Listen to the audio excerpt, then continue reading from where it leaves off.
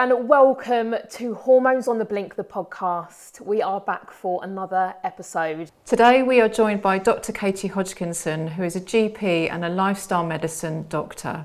So Dr Katie, welcome and thank you so much for coming along and joining us today. Can you tell us a little bit about yourself?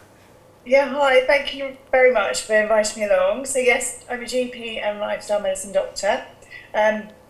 It's an integrative approach when it comes to managing both just hormonal conditions and also lifestyle disease. So it's really a holistic approach, looking at the wider picture, so looking at things like nutrition deficiencies, lots of different hormonal issues, diet, lifestyle. I do prescribe hormones, but it's as I said, it's looking at that wider picture and it's using evidence-based medicine as well. So it's not just about here's your medication, off you go. Amazing. I love that, don't you? Yeah. Dr. Katie, can you tell us a little bit more about what hormone replacement therapy actually is?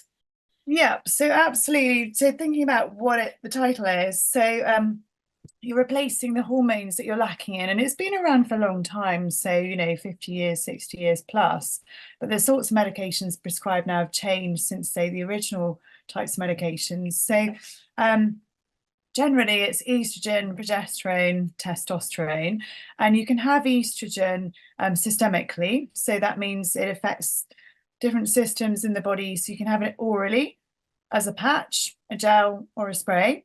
And you can also have a localized estrogen, which is given vaginally, and that's used to help with those urogenital symptoms, so things like urinary symptoms or vaginal dryness, may even help with low libido.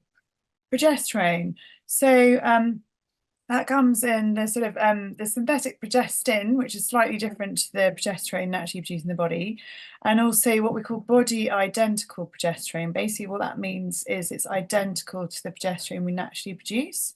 And the most widely prescribed form of HRT is something called utrogestan. We also have testosterone for women. I think we're becoming much more aware now about how testosterone is really, really important hormone in women as well as men, much smaller amounts, but it can really have a significant impact on our quality of life if it's low.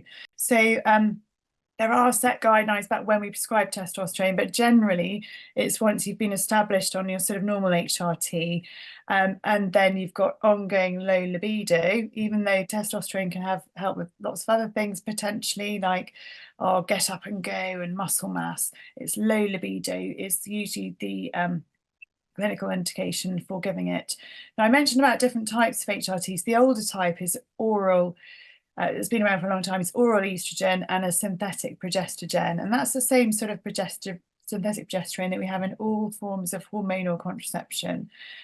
The difference between that and body identical progesterone and using estrogen on the skin, so as a patch, a gel or a spray, is that firstly, the oral estrogen, there is a slight increased clotting risk, similar to being on the pill, maybe slightly lower than that, and that's still low risk, but there is a slight risk of deep vein thrombosis, heart attack, stroke. If you give estrogen directly on the skin, it bypasses the liver, so it does not activate the clotting pathway. And also the difference between the older type of progesterone and the newer type, as I'm sure we'll come on to, some people are a bit more sensitive, in particular to the synthetic progestogen, compared to the body identical progesterone. That can cause symptoms. And I know we're going to come on to it in a second in terms of breast cancer risk. There is a slight difference between the two. So in a long-winded answer, those are the general types of HRT that's prescribed. So estrogen, progesterone or progestogen, testosterone, and a localized form of estrogen. Amazing. I think that explains it really well. And that is sometimes, we meet women that have heard about the older types of HRT and the fact that, because that used to be made with, was it equinized horse urine? Horse urine, exactly. Wow. But what it's made from now is very different, isn't it? It's a more, at the base of it is yams, is that right? That's right. So it's derived from yams. It's made in a lab. But it's replacing or identical to the hormones that you naturally produce. So it has come a long way compared to the older types. I mean, sometimes people are still prescribed, say, the synthetic form of progestin, but I think a lot of medics are now moving towards the body identical progesterone, and also favouring more the estrogen as a patch, a gel or a spray, so directly onto the skin. So yeah, it has shifted a lot. Yeah, that's really good. And when kind of might somebody start on HRT? Because again, there's a lot of differing kind of points of view on that, isn't there? There's sort of an old school view and a more updated version. And how might that differ sort of between the perimenopause and then later on? Yeah, really good question. So I've been a GP for, gosh, I can't even think now, so 16 years. And I remember years ago, we were told that you would do a blood test to see if someone's in the perimenopause. And if their blood tests were fine, you go, no, you're fine. Off you go. Wait till you're kind of closer to menopause before thinking about HRT. And we know that often blood tests are normal in the perimenopause. So, for example, estrogen and follicle stimulating hormone, which is a pituitary hormone. And your hormones are going to fluctuate a lot in the perimenopause. So you could have one blood test one day, it could be low levels of estrogen, then it could be high. It's very difficult to kind of work out from that blood test. So what I tend to do is exclude, or looking at other factors as well, which could be playing a role with symptoms. So I might be doing blood tests for things like thyroid or cortisol or vitamins, minerals, which can also play a role with symptoms or other things as well. And, you know, looking at that, obviously addressing those issues if that's playing a role, but also discuss whether or not a trial of HRT might be indicated. So, for example, we can assume that most women aged 45 plus are having hormonal changes associated with the perimenopause. Before age 40, the NICE guidelines are that you should do estrogen and follicle stimulating hormone. But again, the same principle applies. It can be quite difficult to pick up perimenopause if those blood tests are normal. With a Mirena coil, it's very difficult because someone might not be having periods. And often we're kind of guided by periods, because if you think about the definition of menopause, it's 12 months or more without a period. So if you're not having periods because of the coil, it can be very hard for women to tell if they are potentially in the perimenopause. And in terms of when to start HRT, you know, as I said, we used to wait till people were a lot closer to menopause before we even considered starting it. Now studies have emerged that actually you might have more benefit from starting the HRT earlier as opposed to waiting later. So things like bone protection, cognitive health, heart disease risk, as well as potentially helping the symptoms that you're presenting with. So it's, yeah, that's shifted, and we're much more thinking about HRT at sort of earlier stage as opposed to later. Okay, and that, so the kind of the old school thought of that you were on it perhaps for 5 years, and so therefore you want to start it around, you know, menopause. That's kind of, that's outdated now, isn't it? So if I'm thinking about people watching and listening that might have still been given that advice, that actually that's not what's advised now. That's right. So again, we were told when they've been on it 5 years, you're going to think about asking them to come off it. When they reached the age of 60, you were asked to come off it. And the reason for that was a couple of things. So firstly, it was about perceived increased heart disease risk if you were above the age of 60. So it's felt that it was safer to come off it. There's been large reviews looking at all the studies over years, meta-analysis, Cochrane study, and that basically concluded that there was no increased heart disease risk if you're on it over the age of 60 or starting over the age of 60. Now, obviously, if I'm starting at over the age of 60, it would be on a case-by-case basis, but I would be wanting, aside from that, to look at heart disease risk factors like high cholesterol, diabetes. But as I said, there's not been any evidence from looking at all the reviews that there's any increased heart disease risk from having it beyond 60. The 5-year rules to do with breast cancer risk, and you know, there's a lot of headlines years ago. I mean, again, it's when I was kind of starting out the GP, news about breast cancer causes HRT and high risk. And a lot of women either came off HRT or they just didn't even start it. So there's a whole generation of women that kind of missed out on that window. We now know that breast cancer risk from HRT is much lower than we originally thought. So it's actually low risk. And it depends also on the type of HRT you're taking. So if you take, and it's often down to the progesterone, sort of progesterone you're taking, the synthetic progesterone or the body identical progesterone. So the older type, the progesterone, is still low risk, but there's significantly lower risk if you take it as a body identical form of progesterone. So it's one of the lowest risk breast cancer risk to take it that way. It's important to think about other risk factors for breast cancer, which are often higher, like alcohol intake, smoking, being overweight, not doing much exercise, obviously genetics as well. So that 5-year rule had applied because studies are showing that if you, after 5 years, that risk significantly goes up. As I said, that risk to start with is already low. So therefore, that 5-year rule, we now say that you can take HRT as long as you want, as long as there's no clinical reason you've got to stop it, sorry. So things like, for example, hormone receptor positive cancer. So the duration has changed. The amount of estrogen that you need often will be lower in the 60s or as we get older. So even though someone, say, might be on a higher dose of estrogen in their 40s, 50s, as we get older, that amount decreases. So that does change.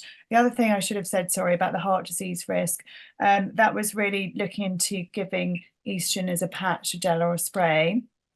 As I mentioned, there's no evidence of any increased clotting risk, whereas there is a slight increased risk with oral estrogen. So certainly if someone's above 60, you're going to want them to be on a form of estrogen that's directly on the skin. Dr. Katie, when we're talking about side effects for HRT, what are the most common types of side effects that people would expect to see? Okay, so with hormones, it's often down to that balance. Too much of a hormone can cause symptoms and so can too little. And if we're thinking about, say, estrogen, a lot of women actually in the beginning stages of perimenopause have either high estrogen or relatively high estrogen before, with perimenopause, the progesterone drops first and then estrogen fluctuates and overall declines. So if you start on quite a high dose of estrogen to start with, then you might get symptoms of having too much estrogen. So for example, things like breast tenderness, headaches, bloating. Estrogen builds up the lining of the womb and progesterone maintains it. So occasionally women may feel that their periods get a bit heavier to start with. Most people don't, but if you are finding that your periods are suddenly getting a lot heavier, then that's worth discussing about your dosing.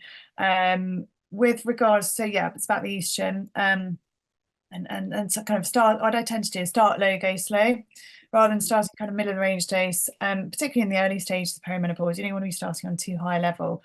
The other thing to mention is some people have estrogen metabolism issues, and things like how we're processing estrogen through the liver, how we're excreting it through our bowels.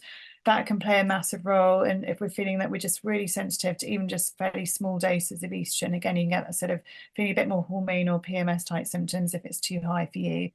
The other thing to mention is progesterone intolerance, which I touched on earlier.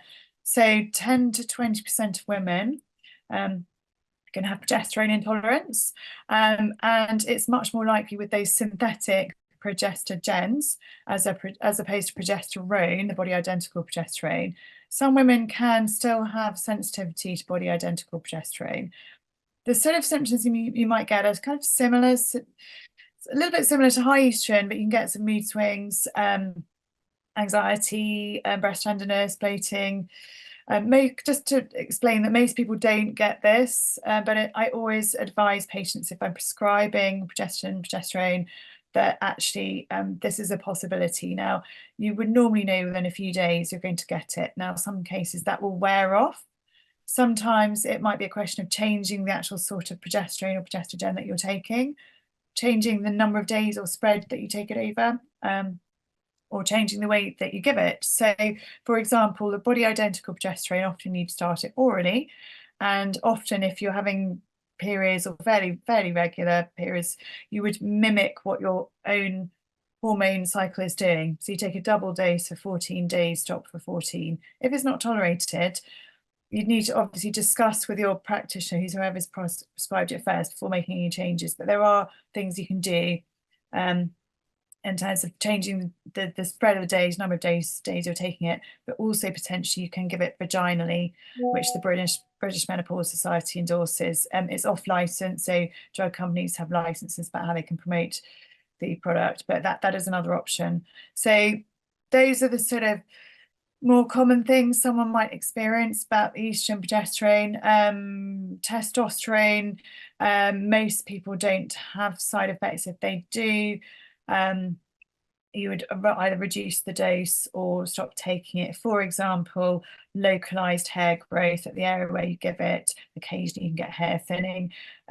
You can sometimes get excess body hair. Again, that's rare, because what you're doing is with testosterone, you usually do monitoring blood tests to check that you're within the normal female range. So testosterone is a closely monitored, controlled medication. So you don't sort of go off and off you go. You do actually monitor testosterone levels. Yeah, I think that's really helpful, because again, you know, just thinking about people that might be listening that have gone to perhaps their GP and they've been given a type of, you know, whether it's patches, and they've gone away and they've started using it and they feel worse and they think, oh, well, you know, I'm not taking this anymore. Or they've stayed on it, but they don't really feel like it's helping their symptoms. And perhaps they don't realise that there is actually this necessity with a lot of people to monitor it. And like you said, start low. What you said, slow. Start low, go slow. Yeah, I liked that. I like that, because, you know, we're all different, our bodies are all different, and it's going to take some working with, isn't it, to get the right balance. And then that might change, mightn't it? So what works for someone at one point might then change later on. And I think that's really important for people to know that.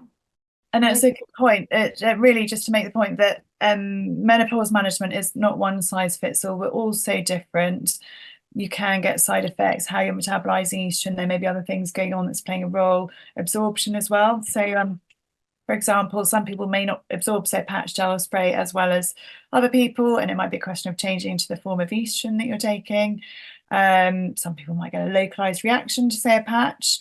So, you know, there are a lot of variables, and this is why it's important to have follow-up as well, just to make any tweaks, discuss if there's any issues. So whereas there's a big cohort of women who will feel absolutely fine straight away and feel great, fantastic, there are also some who need a bit of adjustment. So, you know, it can be a bit of tweaking, particularly in the early stages as you're working out what dose to give. The other thing to mention, that you can get that stability, you can feel great on it, and as your own internal hormones change, then you might need to make some changes to the amount you're taking. So that's important to realise. Yeah, that feeling of like everything's good, and then all of a sudden, I call it the carpet's been whipped out. Yeah. Right? It's like I'm feeling really good, and then all of a sudden there's a real change, and that, like you said, our own hormones are changing, so we could kind of it's highly possible that we might find that. There's a lot going on at the moment, isn't there, in terms of research around HRT and menopause? Is there anything that's going on for you that's particularly interesting? Yeah, I mean, if I just talk about a couple of examples. So the first thing, obviously, I mentioned about the shift where we are now talking about people having HRT for longer periods of time, as opposed to stopping at age 60 and not initiating after 60. And that meta-analysis, looking at all the different reviews that have been done to do with heart disease risk and HRT. One area of research which is ongoing is really about dementia risk. And there have been studies which have shown that HRT may reduce dementia risk. There had been another study saying it may increase it. So you're getting kind of a bit of a mixed picture. Generally, the feeling is it can help with cognitive symptoms. Clearly, we need to have more research into that area. The other thing is looking at the guidelines with testosterone. So I mentioned that British Menopause Society guidelines are basically prescribe testosterone if someone's been established on your sort of conventional HRT, estrogen, progesterone, or progesterone, and if they've got ongoing low libido. So we know that testosterone can help with, if you've got low testosterone, you might have low energy, loss of libido, loss of get up and go, cognitive symptoms, weight gain, anxiety, potentially. You don't have to have all those symptoms, but what the British Menopause Society says is that there haven't been large enough studies to quantify whether or not testosterone can help with those other symptoms as well, or if it's just low libido. Now, I have prescribed testosterone in lots of different women, and they have had improvement in other areas, but as I said, we can't quantify it yet. We just need to have bigger studies to be able to say, well, actually, that this study has shown if you have testosterone in women, then it may have an impact on these symptoms as well. That it would be great, wouldn't it, if there was some more research around that, rather than it just being libido, kind of only being able to get it, because that's on the NHS, that's the only way you can get it, isn't it? If it's impacting your libido, like you've mentioned, not the necessarily the get up and go or the something's off feeling. Is it right that people can only have testosterone if they're on kind of estrogen and progesterone already? I think you might have touched on that earlier, but just to kind of clarify. Yeah, so it's suggested from the British Menopause Society that they are already on estrogen and progesterone. And really, thinking behind that is that estrogen actually has a protective effect on our body against the androgenic effects of testosterone. So if you i.e. what can happen when you reach perimenopause, menopause, your estrogen levels drop, and testosterone in relation can be a bit more prevalent in terms of those effects, those things like hair thinning, excess body hair, for example, acne, and that can be in part down to the effect of a drop in estrogen. So if you give testosterone on its own without the estrogen, you may be more likely to get those sort of androgenic side effects. But also in our body, testosterone converts to estrogen. So if we haven't optimized our estrogen, you may not be, you're giving testosterone medication, then it may not all be staying as testosterone and having its effect if it's kind of wanting to balance out your estrogen.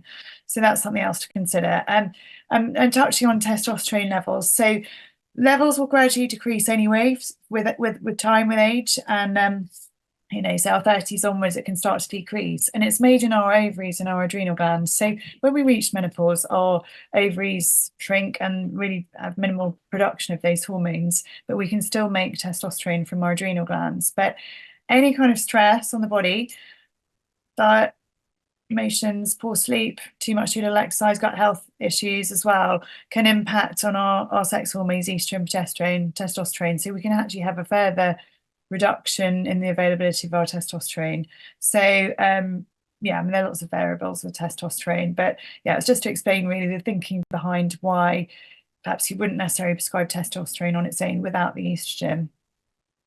And that's a good point, you mentioning the thinking behind it, because I imagine there are a lot of people out there that are thinking about what's going on with their body. And so, for example, if they were to come to you, how would an appointment with you differ from just your standard GP appointment? Okay, so I guess I do have the luxury of time, and I do actually spend a lot of time with my patients. So often I do a 1-hour consultation. In that consultation, I would go through a lot of detail of diet, lifestyle, stress, background, medical history, supplements, want to take into account what they're taking already, and explaining to them about what is actually happening with their hormones, factors affecting their hormones.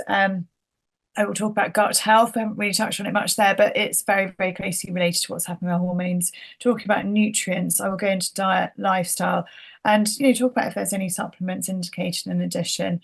Obviously, a good diet is great, and that's obviously what we want. But sometimes when we're under stress, we can use up certain nutrients, which can affect how we're feeling. So it's a kind of looking at the wider picture, holistic approach, and looking for other factors which could be playing a role with our symptoms. We can't put everything down to the perimenopause and menopause. Our hormones are really powerful, especially there are estrogen receptors in virtually every cell in our body, but other things can play a role with symptoms either on their own or directly impacting our hormones. So for example, vitamin D is a hormone. It can impact on your other hormones. If we've got low B12, that can impact on estrogen metabolism. So it's really just knowledge about that sort of wider picture. And then, giving patients an informed choice. If you're prescribing an HRT, so important that the decision is down to the patient. They understand all about different types, how to take it, any potential side effects, if there are any risks, so they can then make their own decision about it. And I think sometimes, going back to time, luxury time does help with that. So Definitely. Yeah, I think that's like the ideal. Well, to me, it feels like the ideal way to support women going through perimenopause and menopause, because, like you've mentioned, there is so much and so much going on often in a woman's life. There's so many layers of stress that are going on, and being able to have that time to talk that through. And sometimes I think now, or how it's felt in modern medicine, is we're looking for, like you speak about this, don't you? A pill, a fix, a solve this problem with this patch. yeah, And the reality is that for a lot of us, that's not the only answer. It may help with some of it. And there's so much we talk a lot about, don't we, that, you know, with NHS, within your standard GP practice, they are given this time slot, and you go in with an issue and they are given 10 minutes. Not their fault that they're given 10 minutes. That's, you know, they have to see a certain amount of patients a day, and they have to work out what is wrong with you in a 10-minute time slot. And I just think, how much is your health worth? You know, like, is it worth like paying that bit extra to sit and go through? Because that's a real deep dive into what's going on in someone's body, which is really. Yeah, and I think lifestyle medicine is a much more emerging area of medicine. absolutely. I think Dr. Rangan Chatterjee, who actually I went on his course years ago, that's how I kind of got into this, has really pioneered this. But I think it's a different approach to how you're looking at treating disease, because, as you say, you go in, you've got a symptom, you give something for that symptom, but often there can be a common ground which might be playing a role of different symptoms. So, for example, chronic inflammation from research is the root cause of most disease. Gut health, the health of our microbes in our gut plays a massive role in a lot of different symptoms. Stress, as I said, diet, lifestyle, blood sugar balances, are we getting our sleep right? You know, if you can sort those things out, then ultimately a lot of our symptoms may get better. Obviously, menopause, we talked about replacement of hormones with, you know, with HRT, and which is great. But I want to say to patients that medication has obviously a big role, but it's about the wider picture, looking behind the scenes. Are you looking into managing those stresses on the body? Are you addressing any nutrient deficiencies? So it's looking at that wider picture. I mean, stress is absolutely huge, isn't it?